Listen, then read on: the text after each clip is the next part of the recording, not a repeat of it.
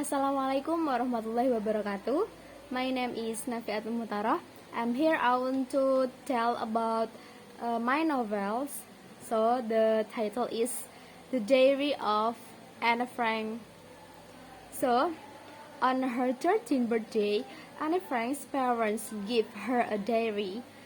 She is excited because she wants someone or something in which to confide all of her secret thoughts. Even though she has a rich social life, she feels misunderstood by everyone she knows. Anna starts writing about daily events, her thoughts, school grades, boys, all that. But within a month, her entire life changes. As Jews in German-occupied Holland, the Frank family fears for their lives. When Anne's sister Margot is called to appear before the authorities, which would almost surely means she was being sent to a concentration camp, Annie and her family go into hiding. They move into a little section of Anne's father's office building that is walled off and hidden behind a swinging bookcase. The little diagram of the office building and secret annex. In the Thursday, July 9, 1942, and try gives us the layout. For 2 years, the Frank family lives in this secret annex. Mr. and Miss Van Daan and their son Peter are also in hiding with the Franks. Later, Mr. Dasso moves in and Anna has to share her bedroom with him. Anna's adolescence is spent hidden from the outside world. She is cooped up in tiny rooms, tossing around during the day and becoming shells. Shocked from the sounds of bombs and gunfire at night. Luckily, the Franks have tons of reading material and a radio. Anna grows in her knowledge of politics and literature, and she puts tons of energy into studying and writing.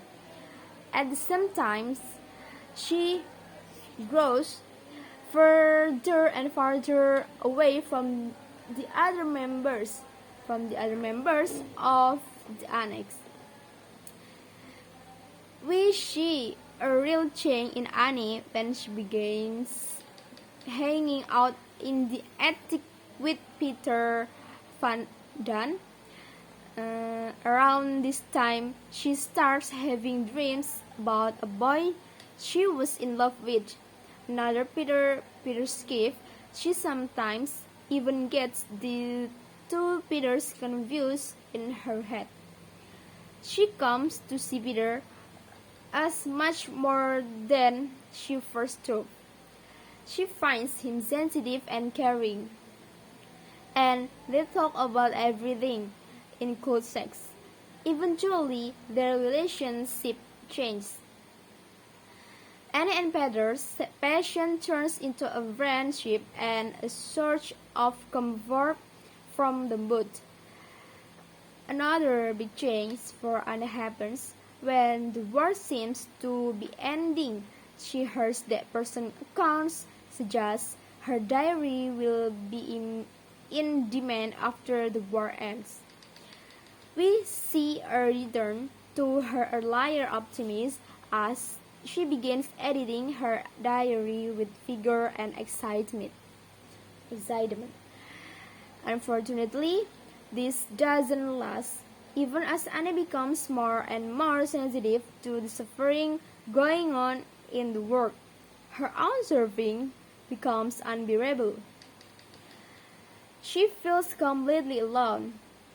She thinks everyone hates her. She feels constantly criticized, and there is no escape. At one point, she thinks it might have been better if she and her family had all died instead of hiding in the annex, as Anne becomes harder on those around her. She also becomes harder on herself, berating herself or being mean to the other members of the annex. There, her diary ends, 2 short months after Anna's 15th birthday, and 2 days after her last diary entry. The secret annex is raided. We don't know Anna's strokes or feelings at that point or any time after.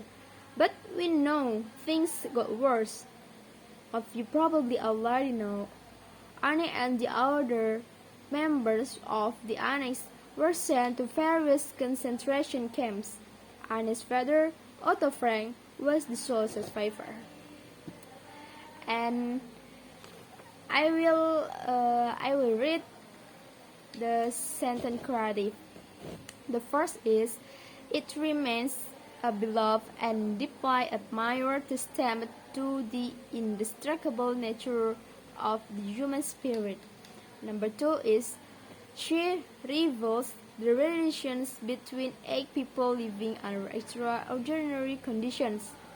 Number 3 is, Otto Frank decided to fulfill his daughter's wish and publish her diary. And then number 4 is, he willed his daughter's manuscripts to the Netherlands State Institute for War Documentation in Amsterdam. Number 5 is, the critical edition contains not only versions. And the number 6 is, a timely story rediscovered by each new generation. Number 7 is, like many young girls, she veered between the carefree nature of a child and the full-fledged sorrow of an adult. Number 8 is, the definitive edition is a change to discover her anew. And then number 9 is, this is the edition to cherish. And then last, the Institute for War Documentation has arbitrarily assigned initials to those persons wishing to remain anonymous. Maybe that's all from me. I think enough for today. Thank you. Wassalamualaikum warahmatullahi wabarakatuh.